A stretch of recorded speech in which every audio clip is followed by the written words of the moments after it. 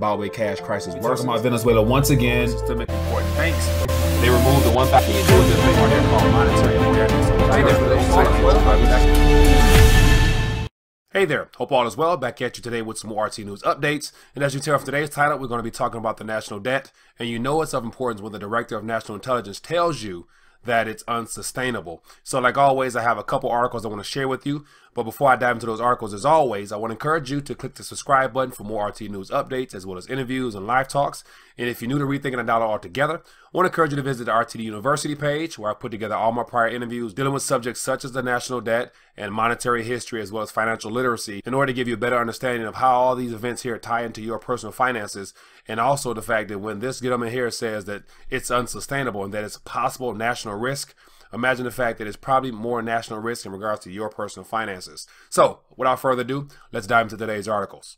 So as I mentioned, I have 7 articles dealing with the subject of his national debt and how alarming it should be to you and I when a national director of intelligence comes out and says that the national debt is unsustainable, all due to the recent events in Washington, D.C., and how he sees that in the future, or it could be right now, that it could be a national security risk. So the alarm bells immediately go off of me and lets me know that something is already occurring that is of alarm to them, to where a person of that high up in the intelligence community would come out publicly and say that it's a national security risk. So as always, I'm going to just skim through the surface of these articles here, give you something to think about, to get a more in-depth understanding of how all of these articles link together to help us better understand that our national debt is a problem, because it is all tied to our financial assets, because the national debt is our legal tender. And so without further ado, let's get into these articles. And as always, I'm going to share my thoughts at the very end. And as well, if you find this subject matter important, I want to encourage you to take the time to share this with your family and friends so that they can become more aware on these matters. So let's get into the very first one.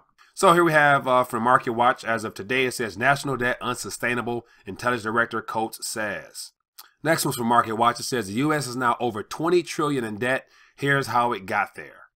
Next one's from Market Watch. It says Trump's budget forecasts a doubling of deficits. Next one here is from CNBC. It says Trump's economic policy is rooted in debt.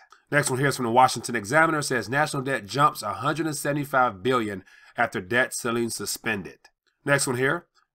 The massive 500 billion budget deal could be coming at exactly the wrong time for the economy. And then the very last one here from the Washington Post says the U.S. government is set to borrow nearly 1 trillion this year, an 84% jump from last year. So let's get into these articles. So the very first one here, national debt unsustainable, Intelligence Director Coates says. Here we have a picture of Dan Coates, the National Intelligence Director, and it says here a top intelligence official is warning that the U.S. national debt isn't just unsustainable, it puts national security at risk. Here's what the Director of National Intelligence, Dan Coates, told the Senate Intelligence Committee on Tuesday. He says the failure to address our long-term fiscal situation has increased the national debt to over 20 trillion and growing. Says this situation is unsustainable, as I think we all know, and represents a dire threat to our economic and national security. The next article here, the U.S. is now over 20 trillion in debt. Here's how it got there. So what's interesting about this article here is to give you a little layout of how over the last 30 years, basically, the national debt has increased and why. So in 1981, we had the Reagan tax bill. In 2001, we had the Afghanistan war. In 2003, we had the Iraq war. 2007, the Great Recession. In 2009, the Obama stimulus. And then now we have President Trump's inauguration and the things that he's proposing as far as helping increase the national debt for infrastructure spending and a lot of things that he has proposed to better our nation or to make America great again. So to give you an idea what's going on here, it says the U.S. has exceeded 20 trillion in national debt. The nation was a cool 20.16 trillion in the red as of Wednesday. It says if history shows anything, is that both parties are sharing responsibility for boosting the debt. Fighting wars, big tax cuts, and economic stimulus packages have all added to the burden over the years. So just the idea that during this time frame here, that we've had several presidents that all have contributed to this national debt. And so we reached a point of it being unsustainable and of national risk to our country, as well as a national financial risk to you and I. Very next one. Hey there, just want to take a quick minute to interrupt this video to remind you to visit the RethinkingADollar.com website, where you get a chance to see all of my postings as well as educational resources, and as well as visit the RTD store where I have some free material for you as well as some t-shirts. And if you're interested in being more of a blessing to Rethinking a Dollar, I want to encourage you to visit the RTD donation page where I have a couple links there for you to contribute to this alternative media work. Other than that, let's get back to the show. Here we have Trump's budget forecast a doubling of deficits. And so, give you an idea what this is talking about. It says President Donald Trump proposed 4.4 trillion budget would boost the federal deficit nearly 1 trillion in the next fiscal year and result in accumulating shortfalls of more than 7 trillion over the coming decade. And so, remind you, all these numbers here that are given are just what they estimate or guesstimate, which means that it's going to be a lot worse than that. It says Trump plan would increase the federal budget deficit to 984 billion in fiscal 2019, which begins on October 1st. Deficits would explode over the next 10 years to 7.1 trillion. Says Trump's latest budget proposal has been overshadowed by the passage last week of a bipartisan agreement that set overall funding levels for the next 2 years. Very next one here, CNBC. Trump's economic policy is rooted in debt. Give you some headlines here. It says Trump is trying to persuade Americans that there is no price to pay for trillion-dollar budget deficits, believing that they will lead to a permanent, stronger economic growth. Next one, the budget proposal and infrastructure plan outline soaring deficits and heavy borrowing, contradicting Trump's campaign promise to reduce the national debt. If the economy stumbles, the risk is that the debt will pull the economy down further as the government borrows more to try to fix it. So there in of itself says it all.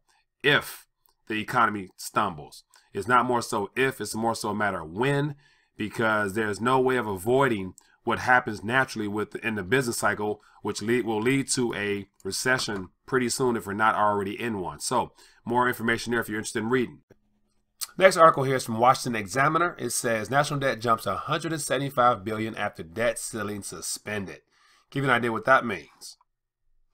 It says national debt increased by 175 billion on Friday, the same day that President Trump signed legislation that allowed the new federal borrowing by effectively turning off the debt ceiling for more than a year.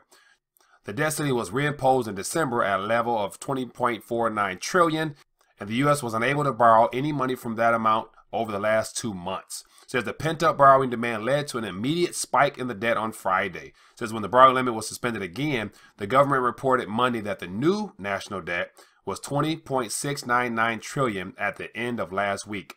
Then it says the data lags by 1 business day. The fact that the debt increased by 175 billion and we're still lagging behind as far as the actual number lets you know that it's probably more than what is being reported. So just something to think about. If you're interested, read more for yourself. So there you have it. I thought I would just go through about 5 or so articles and leave the rest down below for you to read for yourself. But more importantly, you get the idea of what's going on. The national debt is continuing to increase, and the Director of National Intelligence feels that it's an unsustainable risk to our national security, which ultimately is saying that it's a national risk to you and I, a financial risk for you and I, and that long term is going to be problems. And so what does all that mean to you? The whole rethinking the dollar concept is the idea that the national debt in and of itself is a part, or it's entangled with, it is our national legal tender. So everyone that saves, invests, and utilizes the Federal Reserve note, whether it's in digital or paper form, will all be impacted by this debt if it implodes in the bond market, starting with the bond market rather, and the fact that no one wants to buy bonds, so interest rates has to go up, which will only lead to inflation and just complete market chaos,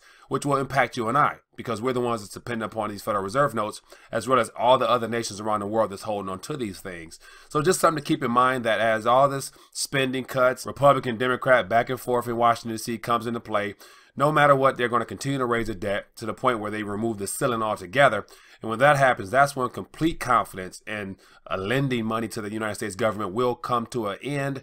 And at that point, it'll be solely upon the Federal Reserve to monetize debt. Then when that happens, the truth will be revealed that the Federal Reserve note is no longer a reliable medium of exchange for people to trust, as well as holding their possessions. So just want to take some time to share with you this whole national debt situation, give you some numbers or whatnot. And as always, these numbers here is what's told to us, but I always believe that they're a lot greater, a lot higher than what we're told. So anyway, let me know your thoughts below in this video here. I would love to hear your thoughts. And if you find this informative, which it definitely should be to you, I want you to share this with your family and friends so they can find out how this national debt should be of concern to them as well. So other than that, look forward to seeing you again. Thanks.